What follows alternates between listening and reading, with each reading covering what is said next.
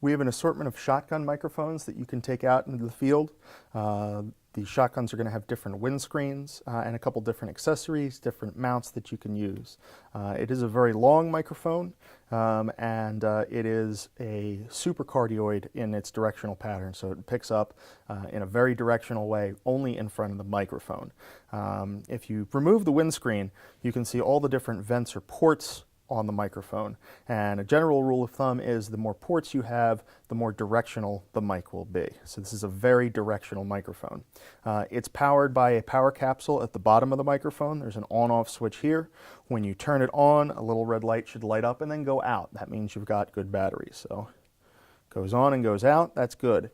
If it stays lit, that's bad. You're going to run out of battery. If it doesn't light up at all and doesn't flicker, you might have a dead battery or no battery whatsoever. To check, you can just loosen this capsule, pop it out, and you'll see, yep, this one has a battery. Again, just like the lobs, you want to pay attention to the direction at which the battery is supposed to be mounted. In this case, the flat end is not near the spring on the bottom.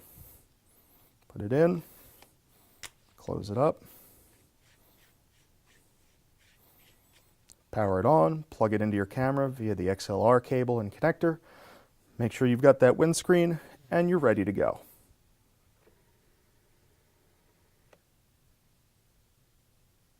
When you use a shotgun microphone, usually you will want some sort of handle or pistol grip to work with it. You wouldn't just hold the butt of the microphone by yourself. So we have a few different varieties of handles and pistol grips, different types, different sizes, different usages. This is what we call a Type B pistol grip. You would hold it and point the shotgun at someone as if you were pointing a pistol. This one connects on the top, and you rotate this arm around to lock the mic in place. So that there's our pistol grip. It is adjustable, so you can loosen this lock and have any angle that you need. All of the pistol grips and mounts can be mounted with this threaded connection on the top of any of our boom poles, so you've got an extra option there. This is the Type B pistol grip. What's usually more common and more often requested is the Type A pistol grip. It's a little more form-fitting. It's got areas for your fingers to go. The microphone mounts this just a little bit differently. You undo the thumb screws and you'll just slide the microphone in. There we are. Making sure to tighten the thumb screws as well. And then you're ready to go. Okay, it is adjustable just like the others in terms of pitch. Okay, you can also adjust the balance with this thumb screw to move it forward and back in the grip.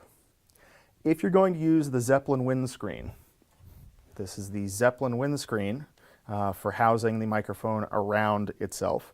You must use the Type A pistol grip. The Zeppelin windscreen fits along the slot at the bottom of this mount here. So if you take a look, there's a very thin slot right here, and that's what the Zeppelin really fits around and attaches to. So if your pistol grip does not have this slot, you can't use the Zeppelin. On the request forms, you must take the Type A if you want the Zeppelin, and the equipment room won't give you a Zeppelin unless they have a Type A in the bag. We have 2 Type A's and 2 pistol grips for a 1-to-1 match. For the other pistol grips and other connections, we have a lot of variety. So even if you request this pistol grip, you may not get it if other requests are requesting the Zeppelin as well.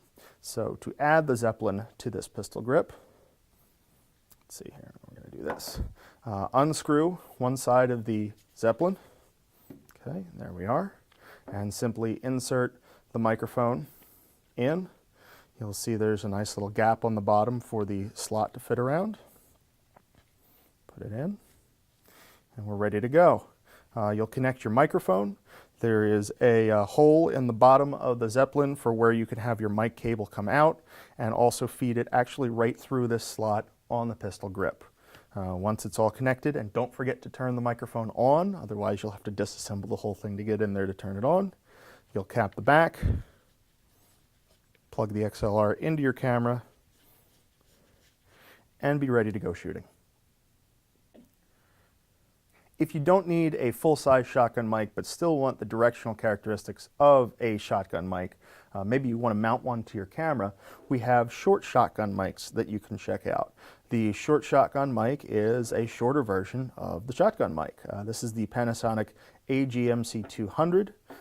It's a very good quality short shotgun. Again, very directional and right in front of the microphone. Notice that there are ports only on 2 of the 4 sides. If a cylindrical object can have sides, it's only on 2 of the sides. So if you've got a lot of noise that you want to avoid to the left and right of your camera and subject, you want to orient it so that the ports and vents are to the left and right.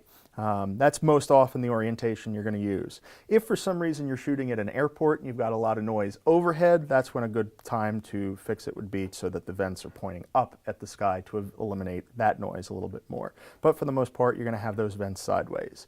It does have a windscreen, so very easy to use. And all of our shotgun mics or our short shotguns are noted in terms of which number it is and a reminder that it needs plus 48 volt power, which is known as phantom power on the camera. So make sure you turn your power on the camera for this mic when you plug it in. This is the only mic that you'll need out of the equipment room that needs phantom power. To attach it to the camera, we have our trusty HMC 150.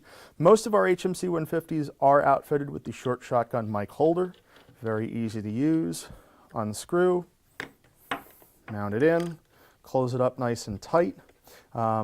There are rubber stoppers and isolation rubber mounts so that you don't hear all the noise of the camera. If these are missing for some reason, you can always wrap a little bit of gaff tape around your mic and put it in just to give it a little extra cushion.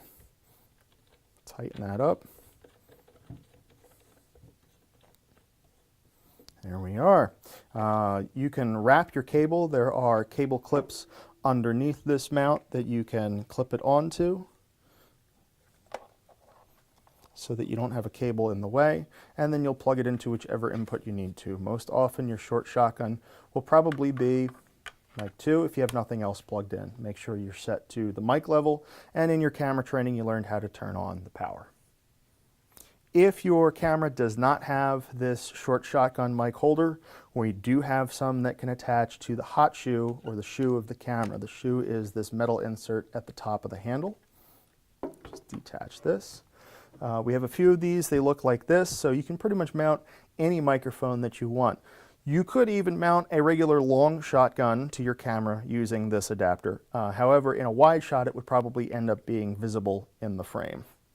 To attach, slide it on from the back and lock it in.